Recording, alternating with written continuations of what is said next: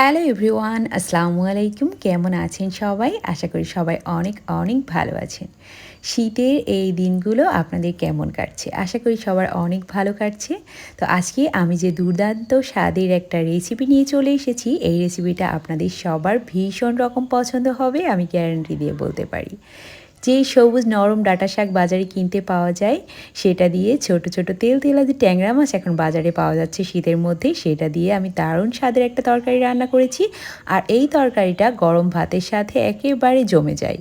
তো আমি আজকে আপনাদেরকে রেসিপিটা খুব সহজে কিভাবে সুস্বাদু করে রান্না করতে হয় সেটাই দেখিয়ে দিব। তো ভিডিওটা শুরু করে ফেলবো তার আগে আপনাদের কাছে আমার একটা ছোট্ট চাওয়া, আপনারা যদি আমার চ্যানেলে নতুন হয়ে থাকেন তাহলে অবশ্যই আমার চ্যানেলটি সাবস্ক্রাইব করে দিবেন, লাইক এবং কমেন্ট করে আমার পাশে থাকবেন। আর ফেসবুকে দেখে থাকলে ফেসবুক পেজটা অবশ্যই ফলো করে আমার সাথেই থাকবে। তো আপনারা দেখতেই পাচ্ছেন আমি রান্নাটা শুরু করে ফেলেছি। সময় নষ্ট না করে আমি চুলাতে একটা কড়াই বসিয়ে দিয়েছি। কড়াইটা খুব ভালোভাবে গরম হয়ে গেলে আমি এখানে 5 টেবিল চামচের মতো তেল অ্যাড করে দিয়েছি। তেলটা ভালোভাবে গরম হলে এখানে আমি 3টা পেঁয়াজ দিয়ে দিয়েছি। পেঁয়াজটা গোল গোল করে কেটে একটু লাল করে নিলাম। তারপরে এখানে আমি পেঁয়াজ আর কাঁচামরিচ বেটে নিয়েছিলাম। কাঁচামরিচ দিয়েছি 15-20টার মতো, আর পেঁয়াজ দিয়েছি 2টা, দিয়ে থেতো করে নিয়েছি। সেই মশলাটাই দিয়ে দিয়েছি। আর দিয়ে দিলাম এখন স্বাদ মতো লবণ।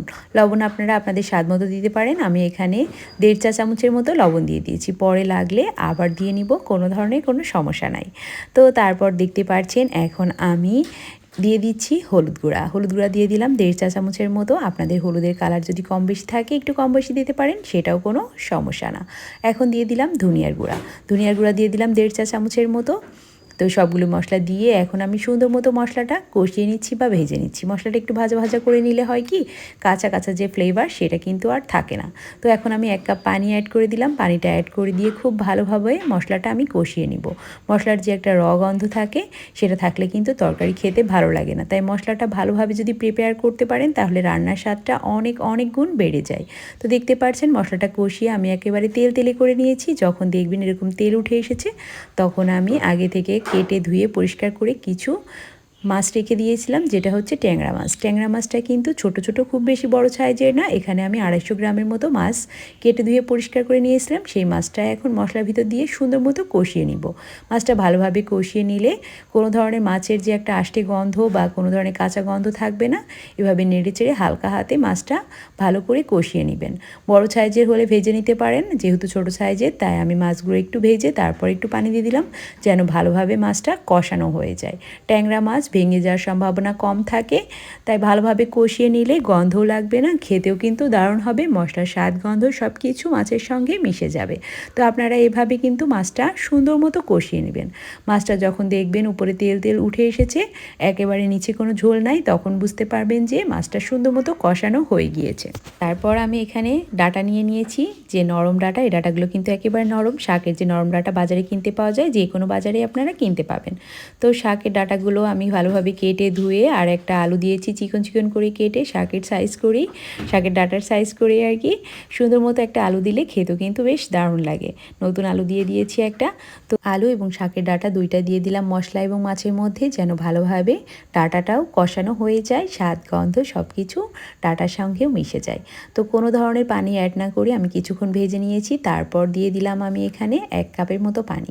পানি দিয়ে ডাঁটাটা ভালোভাবে কষিয়ে নিব। আর ডাঁটাগুলো খুবই নরম, অল্প পানিতেই খুব সুন্দর নরম হয়ে যাবে।